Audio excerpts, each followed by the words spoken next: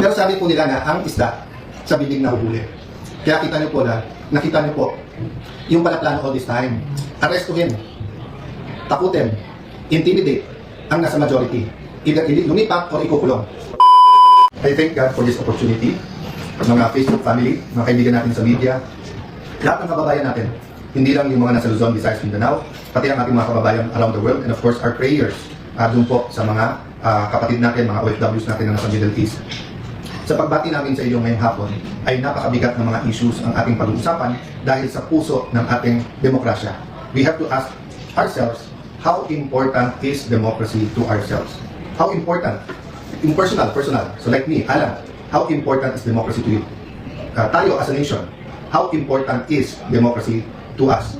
So let me start with the biblical principle na nagsasabing, when the righteous rule, the people rejoice. When the wicked rule, people grow. So iba-iba pong word ang ginagamit ng depende sa version. Yan po ay Proverbs 29:2. Pero obvious naman po siya, di ba? Whether yan ay negosyo, yan ay PTA, yan ay JODA, TODA, yan po ay Congress, yan po Republic of the Philippines, yan po ay EU, yan po ay UN. When the righteous rule, people rejoice. Because pag tama ang pinagalaban o tinanim, maganda po ang aanihin. Pero when the wicked rule, of course, malungkot ang mga tao kasi may consequence at may consequences ang paggagawa ng masama. So why am I saying this is about our democracy? Well, good governance kasi is about doing the right thing. And because men and women have their weaknesses, na-develop po yung presidential form of government at yung tinatawag na check and balance. Ibig sabihin, interdependent ang executive, ang judiciary, ang legislature, in our case, dalawang houses po to, House of Representatives and the Senate. But napaka-importante na independent ang legislative, ang judiciary from the executive. Kasi kung hindi, dictatorship yun. At pag may dictatorship ka, tama't mali, iuutos na lang ng iuutos to, wala nang check and balances. So, paulit-ulit sinasabing magulo ang Senate. Hindi po. In this administration from 2022, it's the first time po na nagkaroon ng majority at Senate President. Hindi lang po Senate President, yung majority, na wala pong kamay ang Malacanang sa pagpili ng SP at ng mga komite. So, ibig sabihin po, I can dare say this is the first fully independent majority. Kaya, whether you talk about the 11, yung 11, or you talk about supporters nila, or you talk about some elements in the national government, like the NBI for example, sila po ang nanggugulo because hindi sila komportable na independent ang Senado. So when we talk about check and balances, may consequences po to. So for example po, bilang check sa executive, meron pong impeachment process. So hindi pa po kami nakakaupo or bagong upo pa lang because we're just using a cell phone and taking this opportunity to speak to all of you directly, no? So, nandun ako sa impeachment, di ba? Ang dami po, may mga bishops, may mga business groups, may mga schools. Naglabas po lahat ng mga statement na kailangan independent, kailangan impartial yung impeachment. Sabi, itong bagong majority will do many things, will manipulate, will have machinations, whatever, para itigil yung impeachment. Pero nakita niyo po, napakaayos, walang naging problema. So, yun po ang sasabihin ko sa inyo, impartial, ibig sabihin po, base sa ebidensya, tamang proseso. Ang problema po kasi sa ibang statement, nasa utak nila ay ang impartial convict na. O ganun din sa kabila, yung sinasabing impartial ay acquit na. Wala pa nga home trial eh. So hintayin natin ang trial at bantayan natin araw-araw. Pero nasaan po ang sense of truth? Doon po sa mga nag-issue ng statement na ngayon nakikita nilang tama ang pamamalakad at maganda at hindi issue po. Maganda po ang takbo tungo doon sa impeachment. Maganda ang schedule. Wala hong nag-statement na mali pala yung una nilang statement. Okay lang po yun. That's your right. Ang sinasabi ko lang po, kung anong itatanim nyo, lalo po yung mga namumuno ng mga eskwelahan, binabantayan kayo, gagayahin kayo ng mga bata. So dapat, pag tayo gumawa ng statement with integrity, with truth. Ganun din po, yung events na nangyari po noong Tuesday. Let me clarify ha, hindi pa namin pinagbobotohan yung amendment sa rule na papayag po sa teleconferencing or online na pagboboto. Wala pa po kami doon. Ang pinagbobotohan pa lang po, whether or not pag-uusapan ito. So again, to the heart of democracy, is there anything wrong with talking about changing the rules? We're not proposing murder, we're not proposing abortion na mga per se mali na dapat hindi pag-usapan kasi ayon sa konstitusyon natin mali.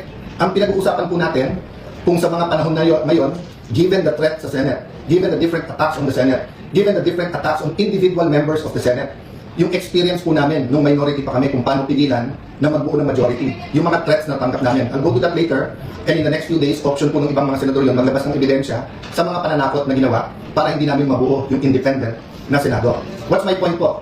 Yung paulit-ulit po na sinabi ni Senator Kiko Pangilinan, paulit-ulit po na sinabi ni Senator Risa Tiberos, paulit-ulit po na sinabi ni Senator Lacson, at lalong-lalo na po na sinabi ni Senator Erwin Tulfo.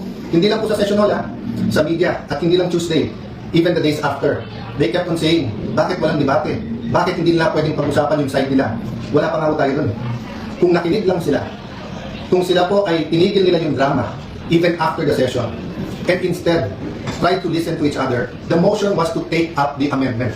Ibig sabihin, is was sponsor pa to, and then ang bawat isa ay pwede magtanong, pwede pa nga mag-amend kung tingin nilang mali. So I won't dwell on that, but just to say that the starting point has to be the truth. And ang problema, if you're on their side, dun sa 11, na 11 po kayo, kasi po sinasabi nila, wala silang chance na magtanong, magpaliwanag. Wala pa nga ho dun meron chance. So sabi nila, tyranny of the majority. Hindi po, tyranny Tulfo to, tyranny Lacson, tyranny Pangilinan, tyranny Ontiveros. Kasi palakasan ng boses, imbis na we listen to one another.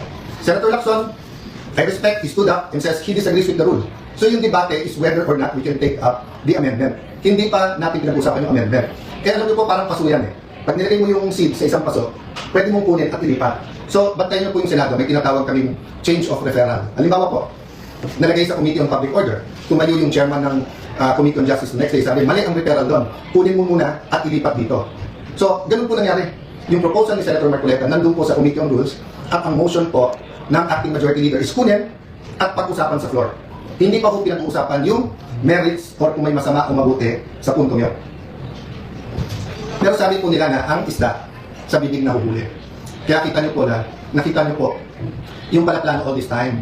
Arrestuhin, takutin, intimidate ang nasa majority. Either lumipat o ikukulong. So as I said, at the proper time, evidence will come out.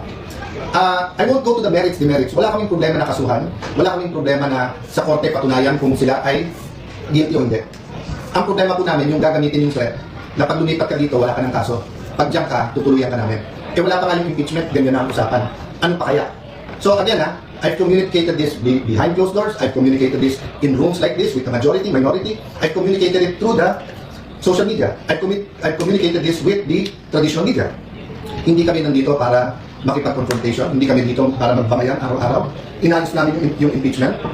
Kasabay ng impeachment po, inayos namin na may legislative calendar pa rin. Meron pa rin hong pag-aayos. Bakit po? I'll talk about that maybe over the weekend. Yung kung hindi ang numbers kasi natin, parati tayo nako-confine sa 13-11, sa 12-11, di ba, sa 6-7. Kung ano-ano yung numbers Ang importanteng numbers, inflation. Ang importanteng numbers, GNP, GDP. Ang importanteng numbers, productivity ng ating mga magsasaka. Ang importanteng numbers, yung dropout sa eskwelahan. Yung pagtaas ng kaso ng AIDS, pagtaas ng teenage pregnancy, ang dami natin kailangan pag-usapan ng priorities. So, tatlo ibabalanse po natin. Yung economic crisis, where we have to talk about the quality of life. And when we talk about the quality of life, we have to talk about security. We also have to talk about drugs. When we talk about quality of life, we have to talk about education, health, jobs. Kung sapat yung kita sa taas ng mga presyo at kung may trabaho pa rin ng tao.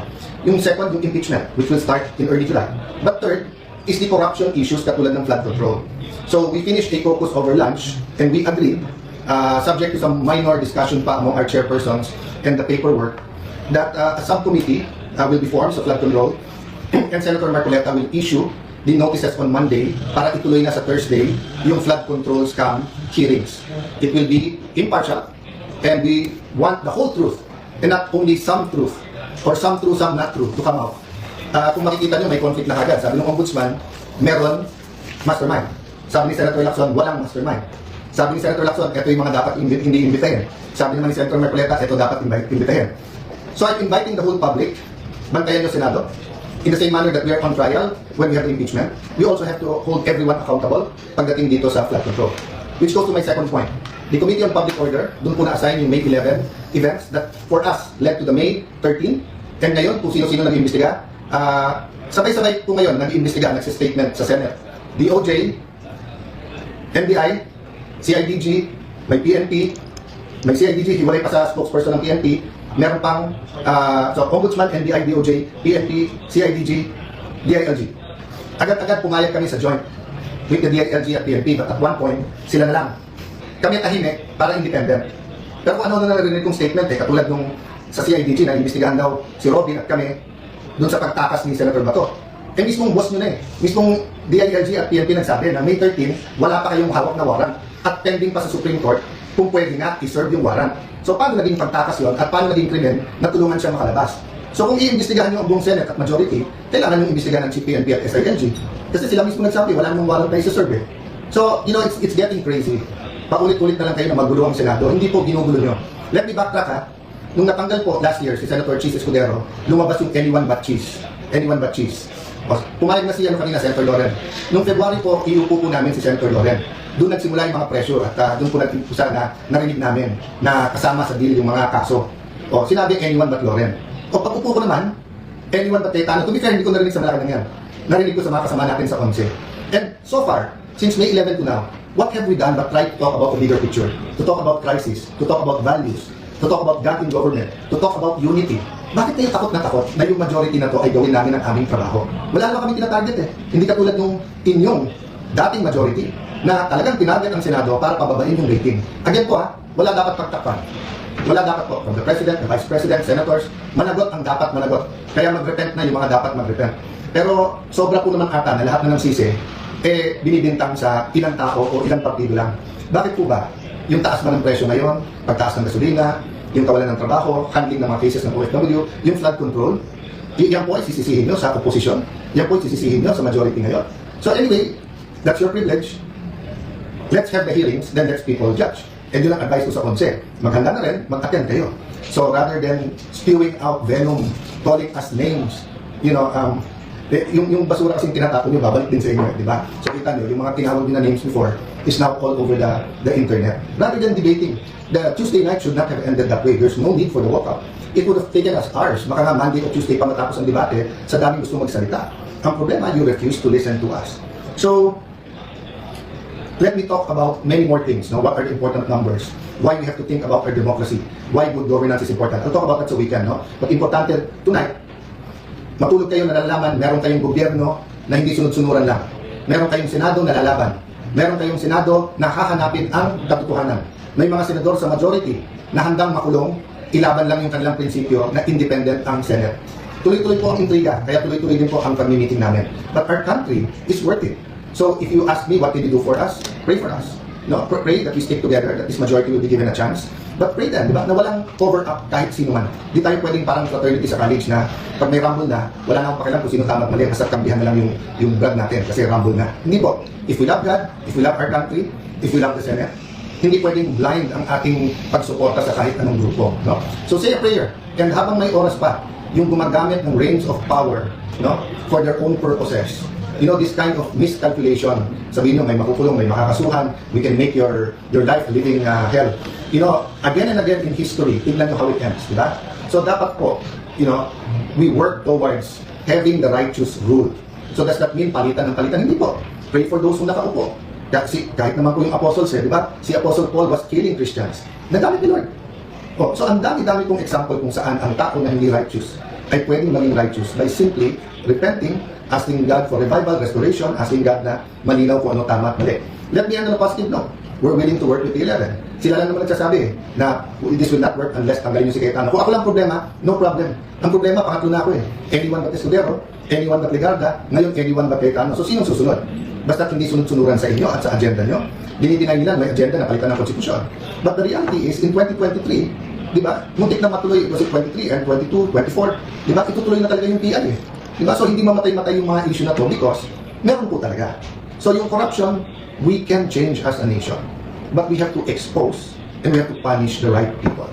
Good afternoon, have a good weekend, and whether tomorrow or Sunday, I'll talk about more details. Again, pray for the majority and abangan. And sana po yung mga witnesses, nakasunod-pulog nyo rin.